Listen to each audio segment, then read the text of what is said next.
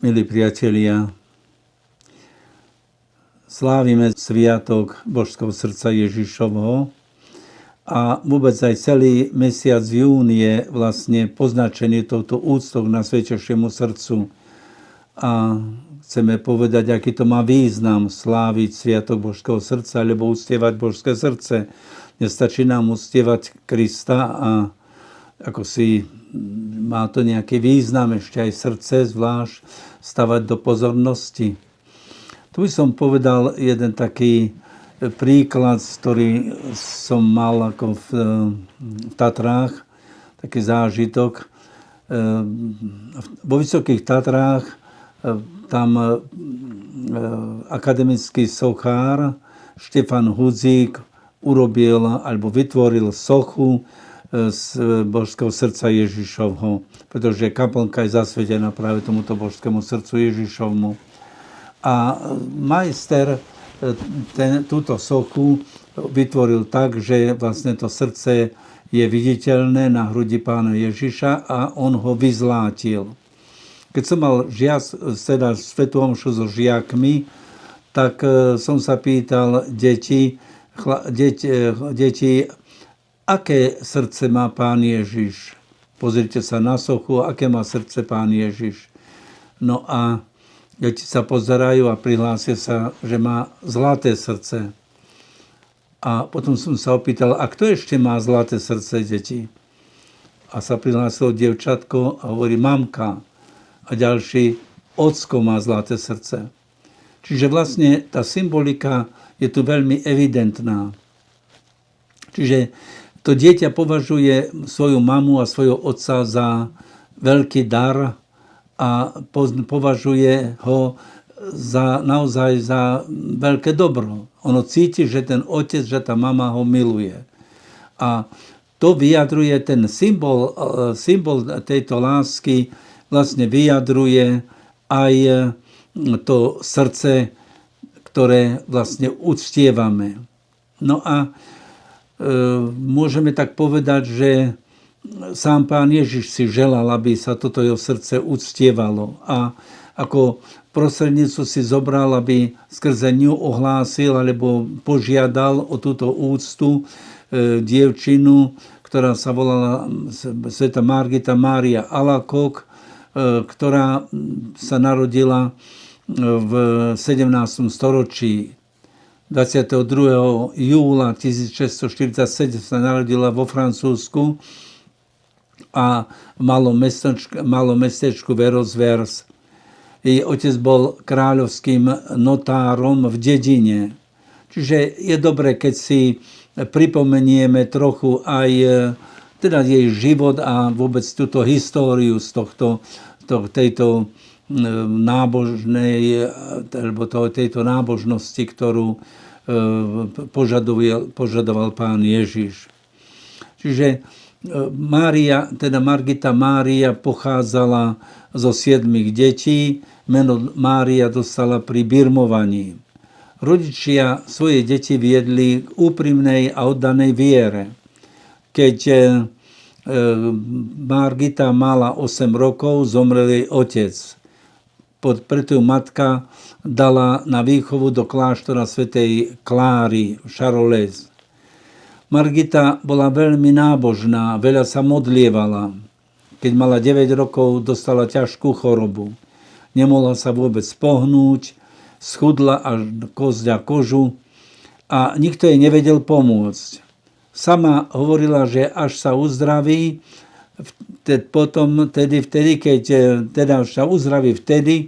keď ju príbuzní a priatelia dajú pod ochranu Panny Márie. No a sama spravila sľub, že keď sa uzdraví, vstúpi do kláštora. 2 roky strávila na lôžku v kláštore a ďalšie roky potom strávila doma. Keď sa uzdravila, začala viesť prísny život. Postila sa, rozjímala, nosila kajúcne rúcho a spávala na zemi. Okrem toho musela aj trpieť od svojich príbuzných, od starej matky, tety a slúžky, ktoré vyriadili domácnosť. keďže jej matka bola veľmi slabá a chorá.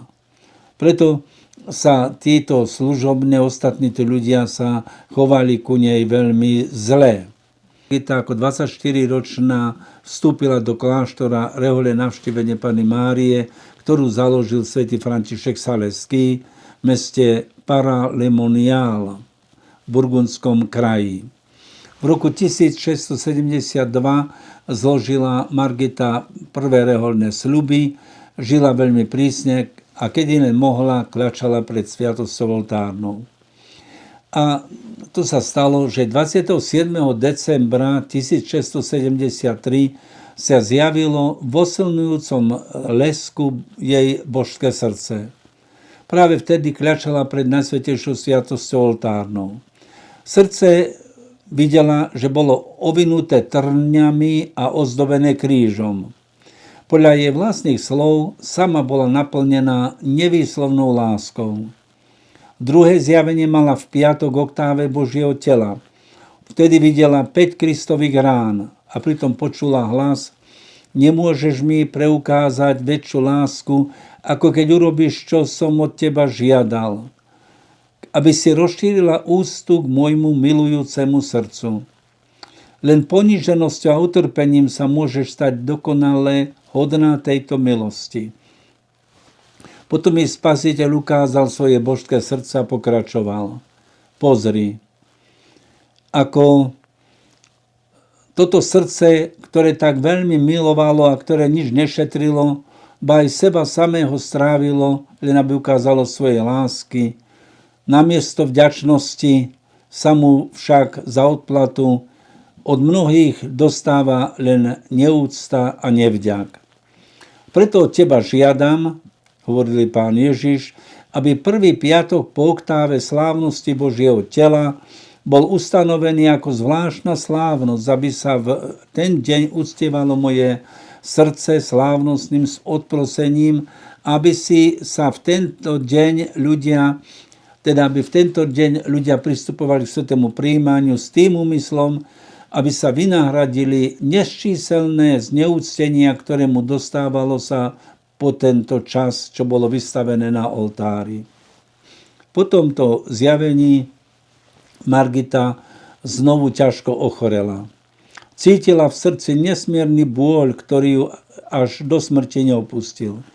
Nijaký lekár nevedel, čo je to za choroba. Margita poslušne oznámila predstavenej, čo bolo treba. Predstavená a ostatné sestry jej však nechceli veriť a prenasledovali ju za to, že si vymýšľa. Margita sa snažila všetko v tichosti a v pokore znášať. V nedeľu 16.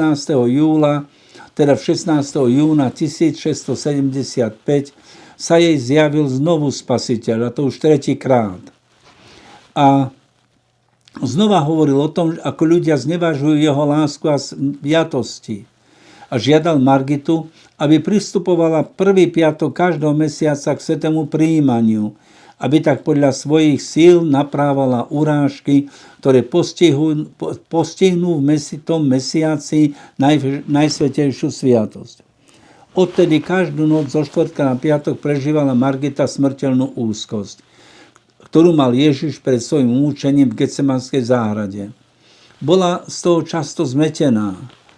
Nevedela pochopiť, že si ju Ježiš vybral za takúto ťažkú a dôležitú úlohu.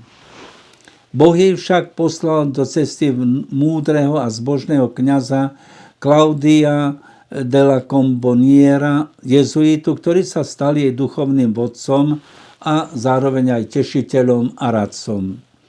S jeho pomocou potom mohla uskutočniť to, čo jej Spasiteľ cez zjavenia prikázal, aby šírila to ďalej. V roku 1685 sa na 2 roky stala predstavenou noviciek. Potom sa stala asistentkou predstavenej domu. V roku 1690 začala rozprávať o smrti. Prosila predstavenú, aby sa mohla na 40 dní utiahnuť a pripraviť sa na smrť.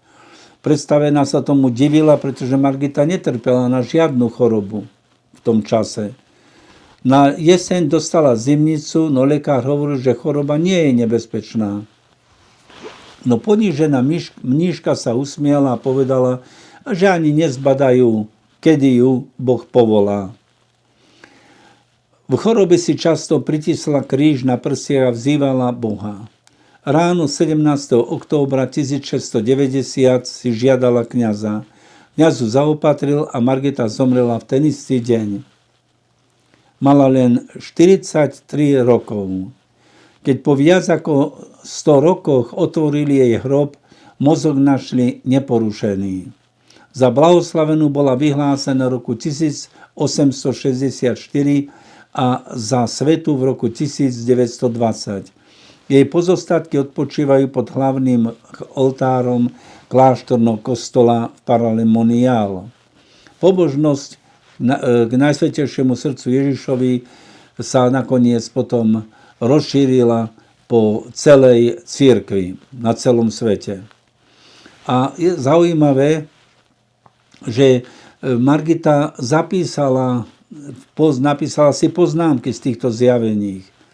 A potom z toho sa ustálilo časom 12 prisľúbení božského srdca pre tých, ktorí budú uctievať jeho božské srdce. Čiže prvú milosť, ktorú im dá, že hovorí Pán Ježiš, dám im všetky milosti potrebné ich stavu. Druhú milosť, vnesiem pokoj do ich rodín. Tretiu milosť, poteším ich v trápeniach. Štvrtú, stanem sa im bezpečným útočišťom v živote, najmä v hodine smrti. Piata milosť, vylejem hojnosť požehnania na všetkých podujatiach. Šiesta milosť, hriešnici nájdu v mojom srdci zdroj milosti a nekonečné more milosrdenstva. Siedma milosť, ľahostajné duše sa stanú horlivými. A 8. horlivé duše dosiahnu veľkú dokonalosť. 9. milosť, požehnám tiež domy, kde bude vystavený a uctievaný obraz mojho Najsvätejšieho srdca. 10.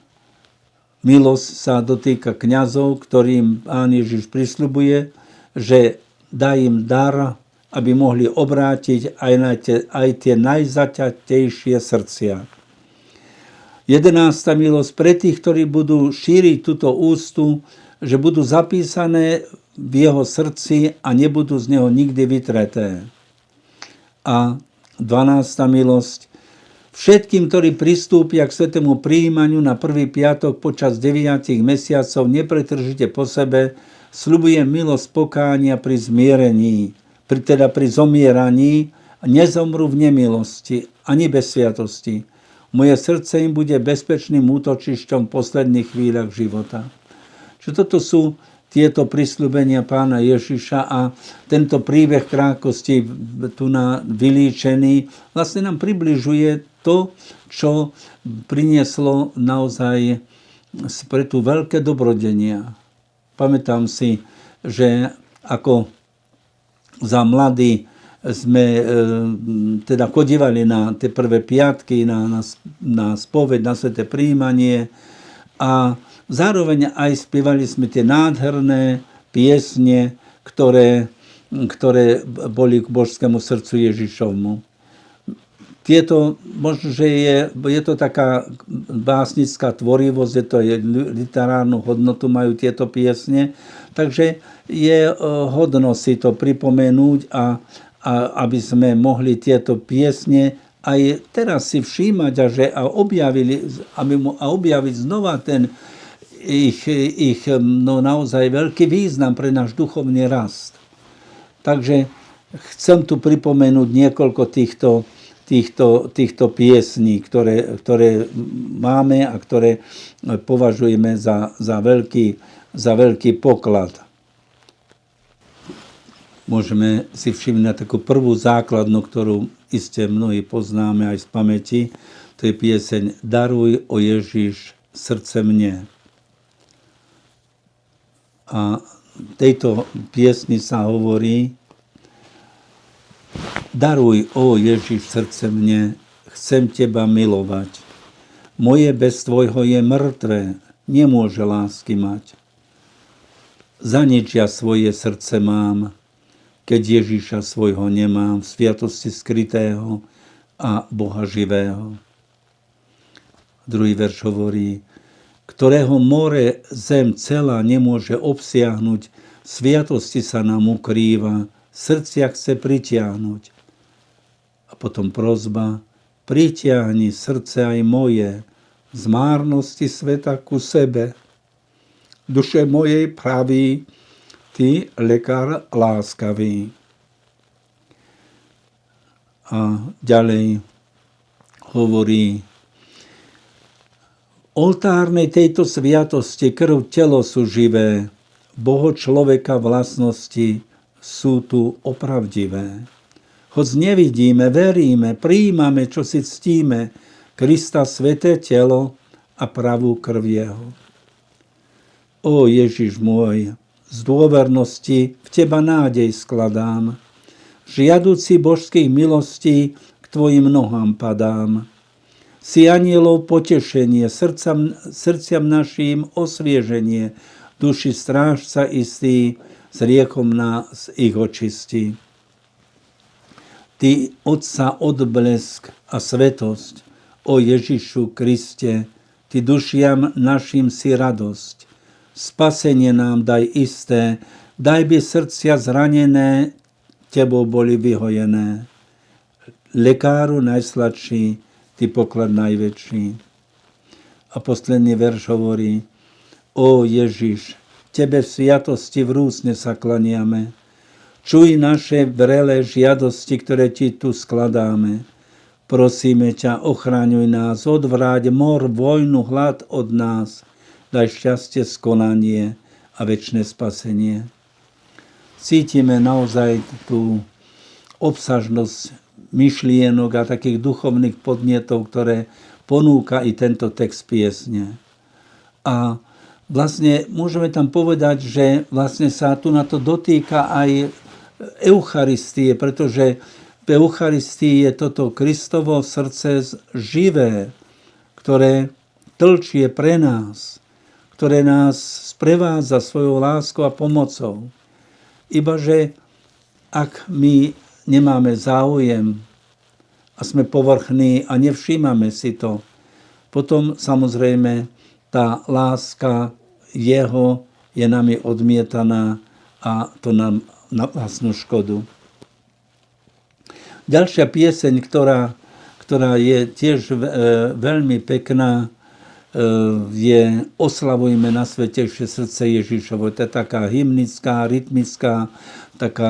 rytmická pieseň a môžeme povedať, že naozaj cítiť z toho tú radosť, to nadšenie. Oslavujme na svätejšie srdce Ježišovo. Venujme mu najvrúcnejšie srdca svojho slovo. Srdce sveté, prevznešené, ty s prameňom milosti, buď stále velebené, tu i vo večnosti. Sedmorím hľad tokom z neba pre svätá krv prúdi, prepotrebný liek to z neba pre nás hriešných ľudí.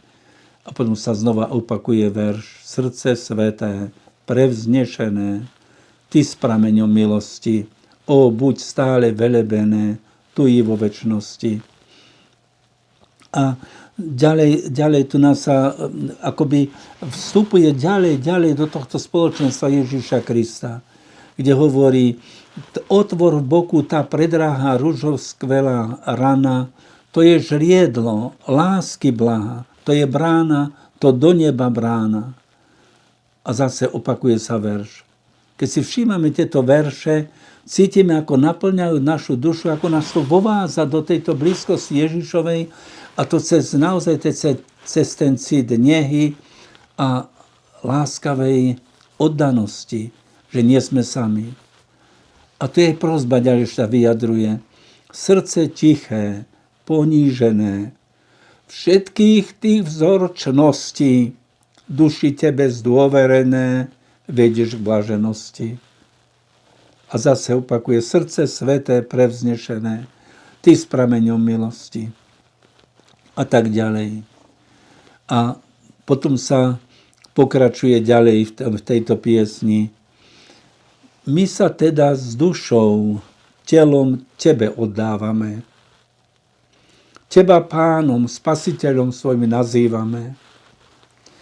A tieto verše, ktoré ako si spievame a ktoré prežívame tieto myšlienky a že otvárame svoje srdca, naša túžba vznie, že chceme ísť do tohto spoločenstva s našim spasiteľom. To sa aj uskutočňuje. My neodejdeme z kostola prázdny. A posledný verš hovorí: s tebou, tebe, my žiť chceme. Ostávaj vždy s nami. A keď žiť tu prestaneme, spoj nás s nebešťanmi. A pokračuje: srdce sveté, prevznešené, ty s prameňom milosti. O, buď stále zvelebené, tu i vo večnosti.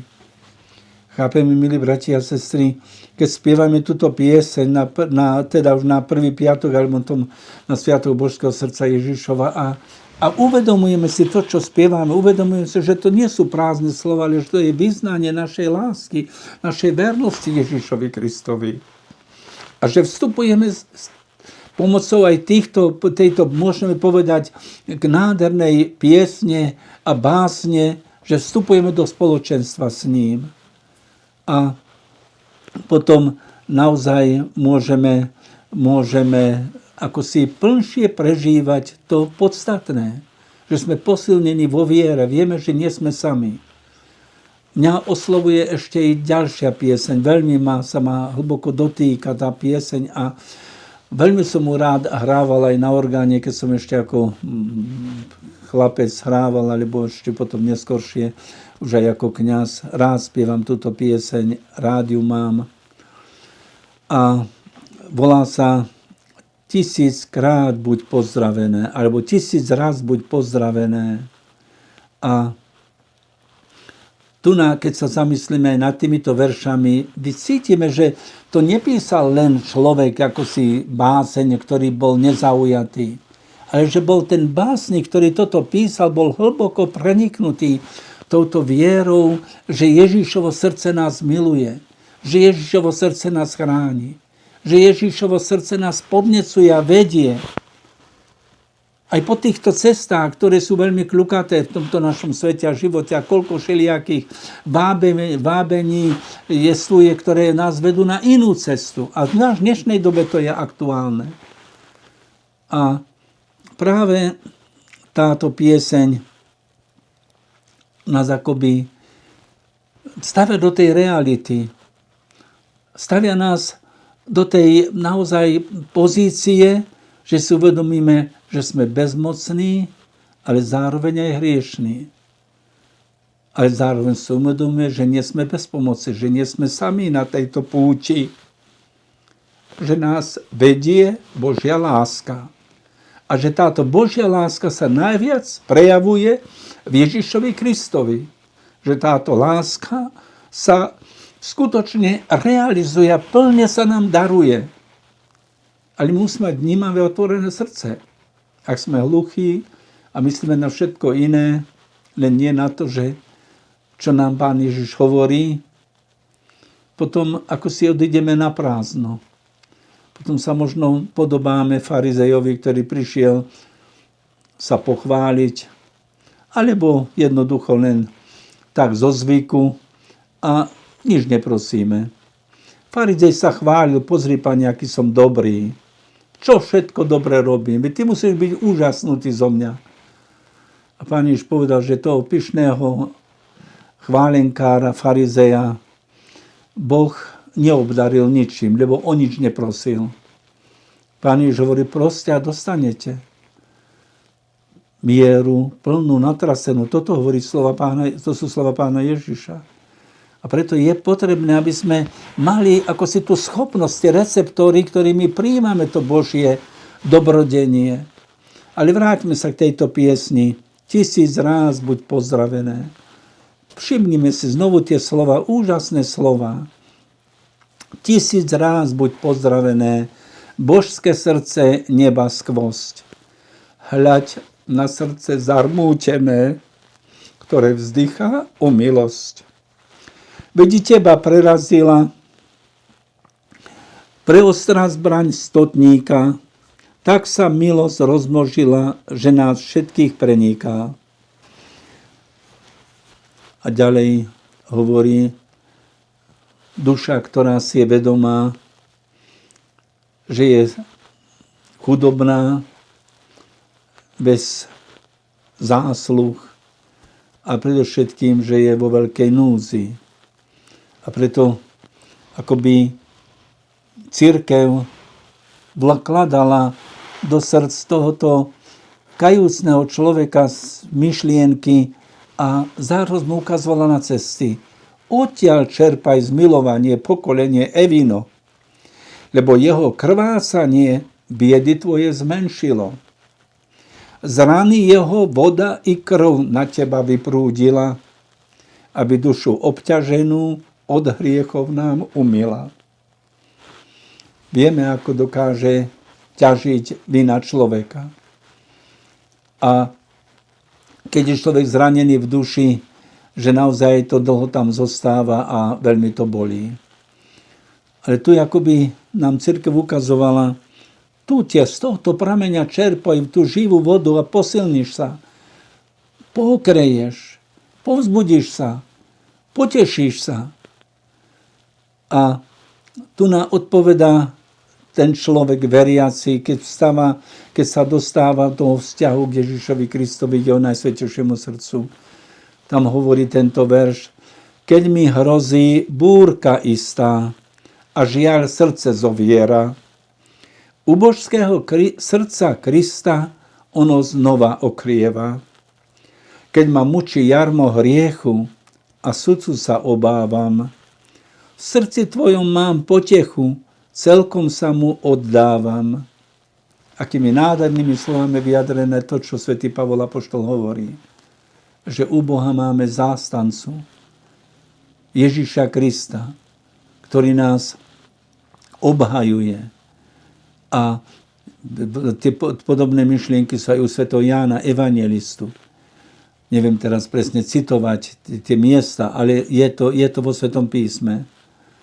A keď len tak, ako si odbočím, tá predstava napríklad Mohameda bola v tom, že ten Ježiš, čiže Iša, že príde na konci časov, že na konci sveta, že príde znovu na zem, ale že sa posadí potom na súdnu stolicu, alebo pri súde bude žalovať na všetko, že zradili a že neprijali teda tú vieru ktorú ponúkal Mohamed.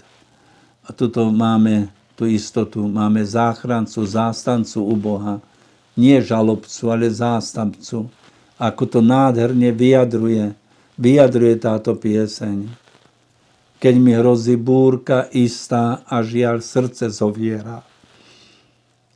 U božského srdca Krista ono znovu okrieva. Už som spomínal tieto verše. Keď ma mučí jarmo hriechu a sudcu sa obávam, v tvojom srdci mám potechu a celkom sa mu oddávam. Tam mám záchranu. A tá duša, ktorá vstupuje do spoločenstva s Ježišom a záva sa teda účastnou tej láske, tak hovorí ten ďalší verš. Vítaj srdce prevelebné, celé moje bohatstvo. V tebe moje srdce verné, v tebe nájde víťazstvo. Do lásky ma svojej príjmi, aby som len tebe žil. A tak obmyl svoje viny, milosť sebe rozmnožil. Úžasná prosba. Úžasná prosba. Ježišovo srdce je celé moje bohatstvo. A svoje víťazstvo nachádzame v Ježišovom srdci, lebo on zvíťazil nad svetom. A preto tá prosba, príjmi ma do svojej lásky, aby som len pre tebe žil. A tak obmyl svoje viny, milosť sebe rozmnožil. Úžasné slova. A ďalej posledný verš hovorí: Tebe žiť a zrieť sa viny, túžba moja jediná. Súd tvoj bude milostivý, keď mi udrie hodina. Do tvojich rán vdýchnem vtedy dušu svoju úbohú. Nech do lásky večnej vletí a teší sa vždy v Bohu. Môžeme nájsť niekde väčší optimizmus, väčšiu radosť a väčšiu nádej. Aké to nádherne vyjadrené v týchto piesňach. A môžeme z toho čerpať naozaj vždy posílu, ale aj istotu a radosť, že naozaj máme zástancu. A keď Pán Ježiš videl, že vtedy v tomto čase vystúpil, ako si začal sa šíriť blúd jansenizmu, to znamená ako si taký rigorizmus, že na sväté prijímanie nemusíme hodný chodiť, že jednoducho nemôže byť a že veľmi prísny morálny zákon a tak ďalej, že by sa tu Takže vlastne ten smer tu akoby naznačoval, že veľmi ťažko sa dostať v spáse, že jednoducho Božia láska je kdesi ďaleko od nás.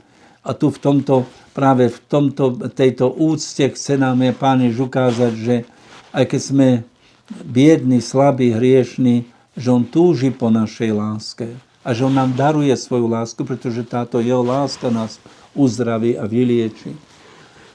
Čiže tá úcta k božskému srdcu Ježišovmu nejako nechce relativizovať náš život. Pretože ako svätý Jakub hovorí, že viera bez skutkov je mŕtva, ako aj telo bez ducha je mŕtve. A preto je potrebné rozšírovať vieru. Ale keď nie lásky, keď nie tej motivácie, tak aj tá viera ochabne.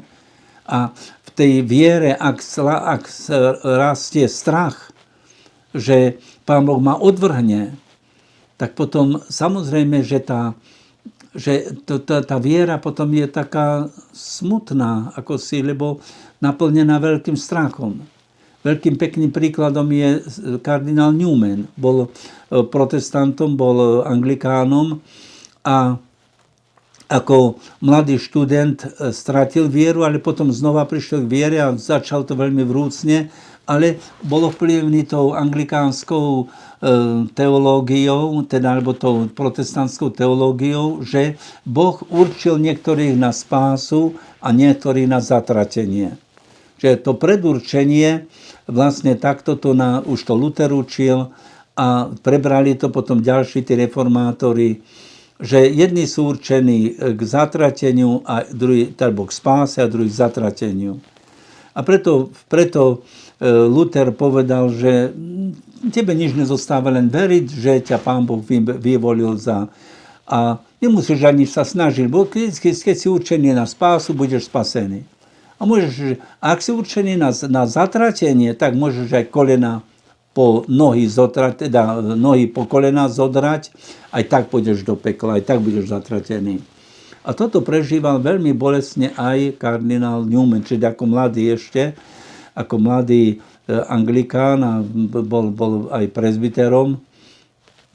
Takže veľmi sa tým trápil. Ale potom, lebo on túžil Boha milovať, túžil po spáse, túžil po večnom blaženom živote. Ale stále ho otravilo, čo keď ma Boh vyvolil, teda keď ma Boh predurčil na večné zatratenie. Ale potom ho napadla myšlienka, neviem, na podnet nejakého iného kňaza, a hovorí, že ktorí ako si mu ukazovali tú cestu. Ale on potom ako si pochopil a povedal si, no ak nebudem môcť milovať Boha na večnosti, tak aspoň tu budem milovať.